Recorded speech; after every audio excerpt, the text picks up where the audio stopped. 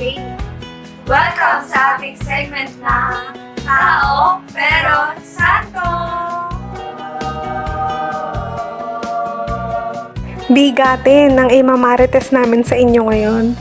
At alam ko namang alam nyo na sa title pa lang ng segment na to. So, hindi ko na papatagalin pa. Siya ay si Saint Padre Pio. Kilala si Padre Pio sa kanyang stigmata or yung marks ng sugat ni Jesus nung crucifixion. And also sa kanyang gift of healing na marami sa ipinagdadasal niya ay gumagaling. Kaya naman talagang maraming nagdedebosyon kay Padre Pio kahit saang lugar. So, umpisahan natin sa pagkabata niya. Si Padre Pio ay pinanganak sa pangalang Francesco Forgione. At the age of 5, he dedicated his life to God.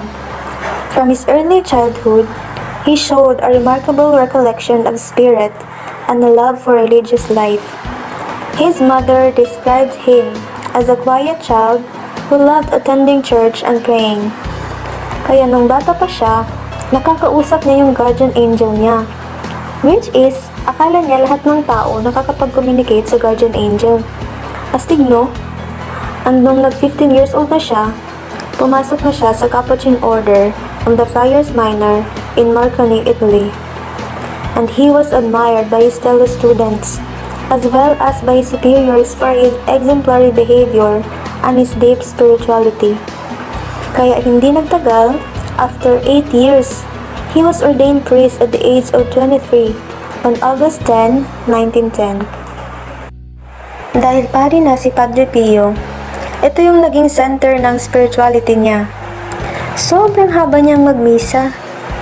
Nagrereklamo na nga yung iba at sinasabihang siyang iklian na kamo ito. Pero sinasabi niya lang, God knows that I want to say Mass, just like any other priest, but I cannot shorten it. Imagine, sobrang obvious ng holiness and sanctity ni Padre Pio. Kaya talaga namang na-capture niya ang maraming mananampalataya.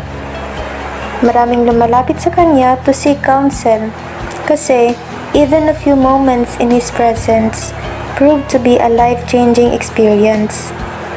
As the years passed by, pilgrims began to come to him by thousands from every corner of the world, drawn by the spiritual riches which flowed so freely from his extraordinary ministry. Isa pa sa trademark ni Padre Pio ay ang kanyang love kay Mama Mary. Kaya aside from celebrating the Holy Mass, ang favorite prayer niya ay ang Rosary. So, dahil matindi ang holiness ni Padre Pio, matindi din ang hirap na sinapit niya both spiritually and physically. So aside from continuous battle niya sa mga evil spirits, he also received stigmata around his body at the age of 31.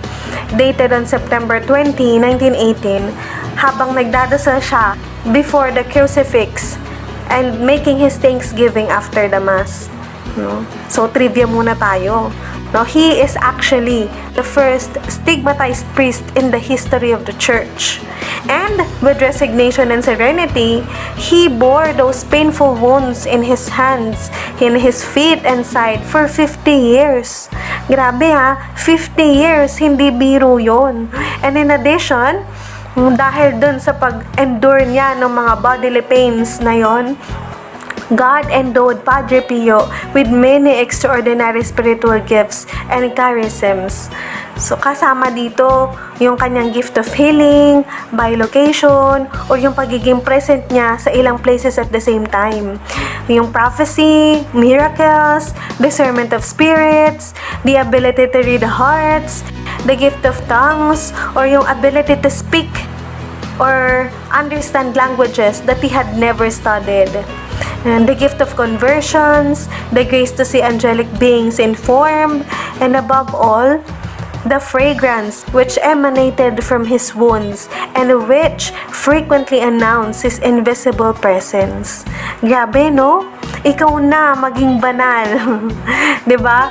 Kaya naman dahil dito, no, the Vatican imposed sanctions on Padre Pio in the 1920s. No, para na rin ma-reduce yung publicity tungkol sa kanya. And it forbade him from saying Mass in public. blessing people, answering letters, showing his stigmata publicly, and communicating with Padre Benedetto, which was his spiritual director back then. And the church authorities decided na ilipat na lang ng ibang convent si Padre Pio. But, the local people threatened to riot, kaya hinayaan na lang ng Vatican na ma-remain siya kung nasan siya that time. Nevertheless, from 1921 to 1922, he was prevented from publicly performing his priestly duties, such as hearing confessions and saying Mass. Ang tindi, no? And from 1924 to 1931, the Holy See made statements denying that the events in Padre Pio's life were due to any divine cause. Until on 21st of September 1968, the day after the 50th anniversary ng pagkaka-receive niya ng stigmata niya, Padre Pio felt great fatigue na parang gusto na lang muna niyang magpahinga. And so, the next day, on the 22nd of September, he was supposed to offer a solemn mass. Pero since super weak niya, tinanong niya yung superior niya kung pwedeng low mass na lang. But due to a large number of pilgrims present for that mass, his superior decided that the solemn mass must proceed. So, Padre Pio carried out his duties, but appeared extremely weak and frail. His voice was too weak, and after the mass had concluded, halos mag-collapse na siya while walking down the altar steps. He even needed help from his Capuchin brothers para lang makapunta na siya sa kwarto niya. And this was actually his last celebration of the Mass. Kasi kinabukasan, on the 23rd of September 1968, he made his last confession and renewed his Franciscan vows. And, serene and well-prepared, he passed away at the age of 81. He died with his rosary in his hands, and his last words were, Jesus, Mary, na paulit-ulit hanggang sa mawalan na siya ng hininga, and thereby generating much interest and controversy after his death. He was beatified in 1999 and canonized in 2002 by Pope John Paul II himself. Up to now, the legacy of Padre Pio's life and intercession remain intact. Napakaraming nagdedeboto at humingi ng tulong na panalangin sa kanya. But still, si Padre Pio ay isang tao, and yet naging fully united siya sa Diyos with all that he is. Kaya hindi malabo na tayo rin ay maging banal at maging instrumento ng Diyos sa iba.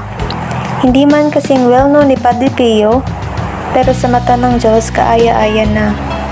Kaya muli, ito ang hamon sa atin. Ang maging isang banal na namumuhay dito sa mundo para maging karapat-dapat tayo sa kaharian ng Diyos sa langit. That's all for today's video. Maraming salamat sa pakikinig. Kita-kits ulit sa susunod na kabanata ng Tao, pero Santo!